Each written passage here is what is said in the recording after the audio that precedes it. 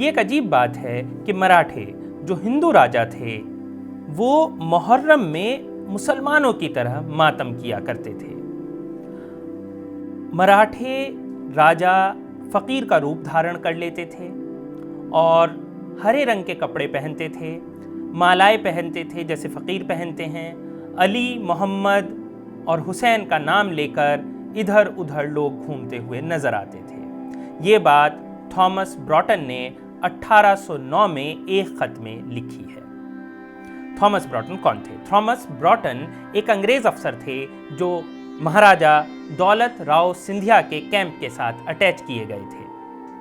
अगर अल्लामा सिब्तुल हसन की बात की जाए तो उन्होंने ये भी लिखा है कि इसमें गौरतलब बात यह है कि ब्रॉटन जब ये बात लिख रहे हैं तो वो किसी दरबार की बात नहीं लिख रहे हैं, क्योंकि ब्रॉटन उस टाइम पर दौलत राव सिंधिया के साथ हैं। उस वक्त पर ये लिख रहे हैं जब दौलत राव सिंधिया एक आर्मी को लेकर राजपूताना में जंग लड़ने गए हुए हैं। तो वो बता रहे हैं किस तरीके से जंग के दौरान, जबकि अपने महल में राजा नहीं है, तब भी मातम इस ढंग से मनाया जाता था पूरे मुहर्रम का जैसे मुसलमान मनाते हैं। खुद दौलत राव सिंधिया हरे रंग का कपड़ा पहनते थे, अपने हीरे जवाहरात नहीं पहनते थे, बहुत ही आम सी वेशभूषा उनकी होती थी और उसके अलावा 100 से ज़्यादा ताजिए उस कैंप में, उस आर्मी कैंप में थे।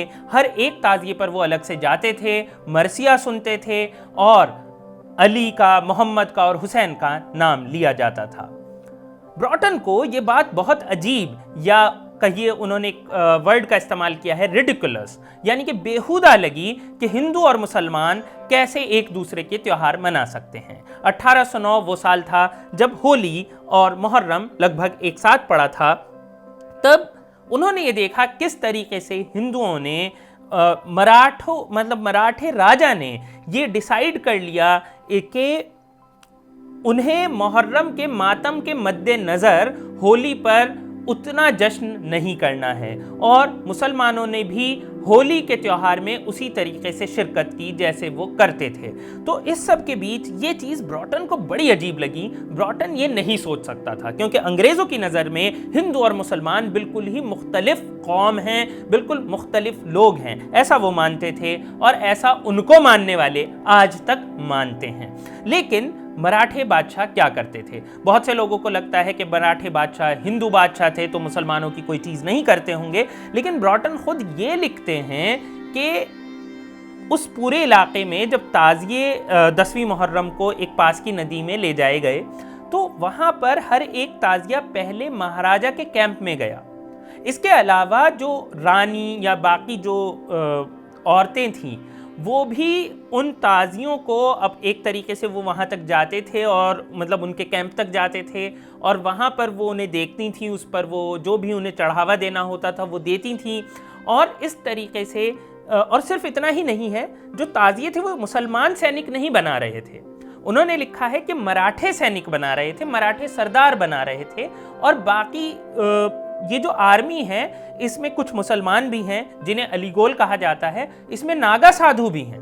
मज़ेदार चीज़ ये है कि नागा साधु भी इस आर्मी का पार्ट हैं और ये सब मिलकर मुहर्रम का मातम बना रहे हैं। उनका कहना है जो लोग मुहर्रम का मातम डायरेक्टली नहीं मना रहे थे वो शरबत का अपना पिलाने का एक इंतज़ाम करते थे ताकि जो लोग मातम मनाते हैं उन्हें शरबत पिलाया जा सके, जो कि एक आम रस्म है आज भी अगर आप देखें मुहर्रम के किसी जुलूस को।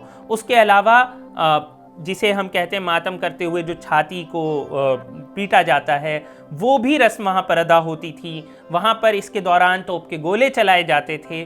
और मज़ेदार बात यह है ये अकेले ब्रॉटन ने नहीं कहा है, इसके अलावा हमें ऐसे बहुत से अलग अलग लोगों ने इस बारे में लिखा है किस तरीके से मराठे बादशाह और ख़ास तौर पे सिंधिया मराठे जो थे, जो ग्वालियर के बादशाह हैं, वो हमेशा से मुहर्रम को मातम मनाते थे, ताज़ियादारी करते थे। ताज़ियादारी मतलब वो जो एक आप ताज़िया देखते हैं वो करते थे और ये सारी चीज़ें उनके यहाँ चलती रही। और ये इसमें ख़ास तौर पर समझा जाना चाहिए कि ग्वालियर रियासत में ज़्यादा मुसलमान नहीं थे, उसके बावजूद ये चीज़ होती थी। बहुत से लोग शिया सुन्नी तफरका देखते हैं तो उन्हें ये भी जानना चाहिए कि जो लोग ये ताज़ियादारी कर रहे थे वो फ़कीर कहलाते थे। वो ज़्यादातर अगर देखा जाए जिन्हें आज के दौर में आप सुन्नी ही कहेंगे वो लोग होते थे। तो एक तरफ हिंदू हैं, सुन्नी मुसलमान हैं, थोड़े बहुत शिया मुसलमान हैं, सब मिलकर मुहर्रम का मातम मना रहे थे।